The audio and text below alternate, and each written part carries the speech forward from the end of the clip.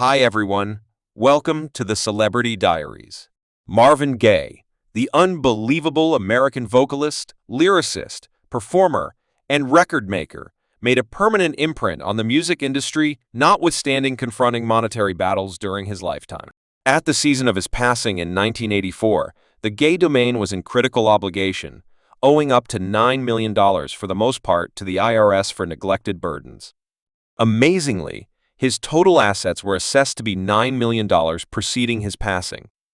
Gaye had sold the majority of his music freedoms to Mtown Records, yet held the distributed freedoms. Consequently, following his end, the IRS got the greater part of his sovereignties, adding up to around $1 million every year.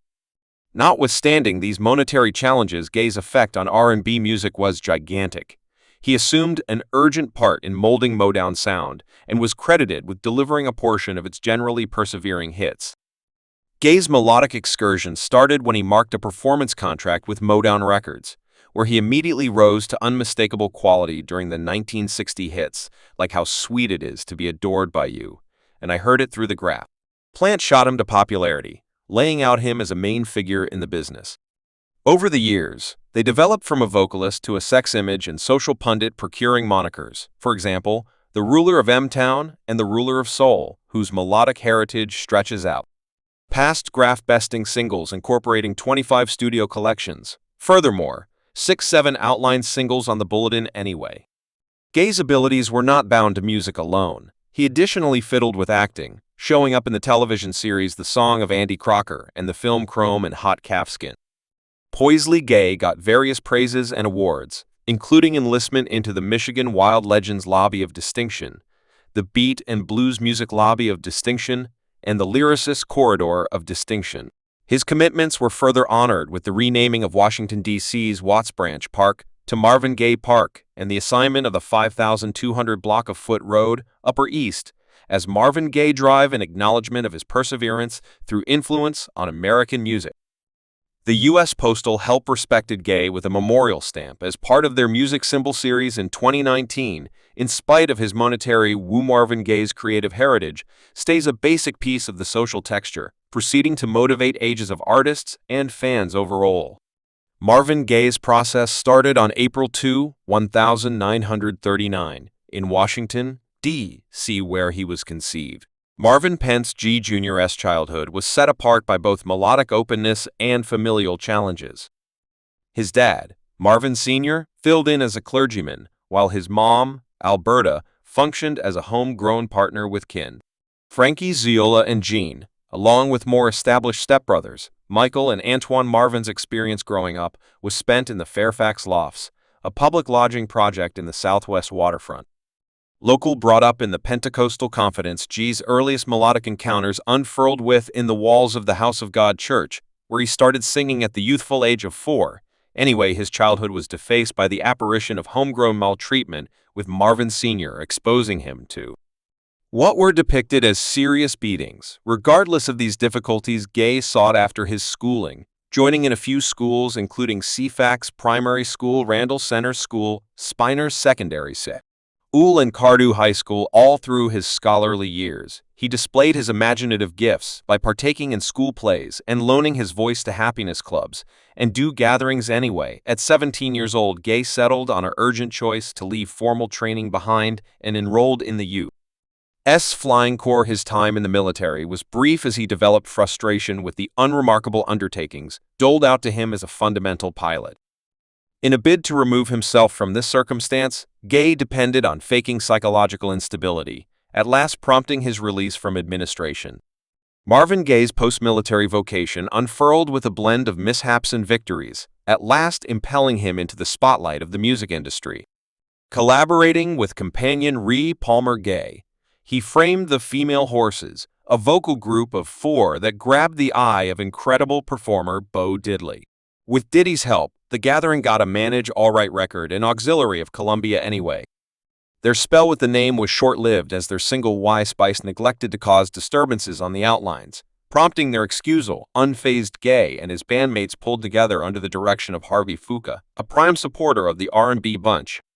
The Moonglows renamed themselves Harvey, and the new Moonglows dared to Chicago in quest for their melodic dreams. Regardless of their endeavors, the gathering ultimately disbanded in 1960, provoking Gaye to migrate to Detroit. In Detroit, Gaye was viewed as a new melodic home at Tri-Fi Records, where he loaned his gifts as a meeting performer on different deliveries. Anyway, it was an accidental experience at Berry Gordy's house in December 1960 that changed the course of Gaye's vocation, dazzled by his execution.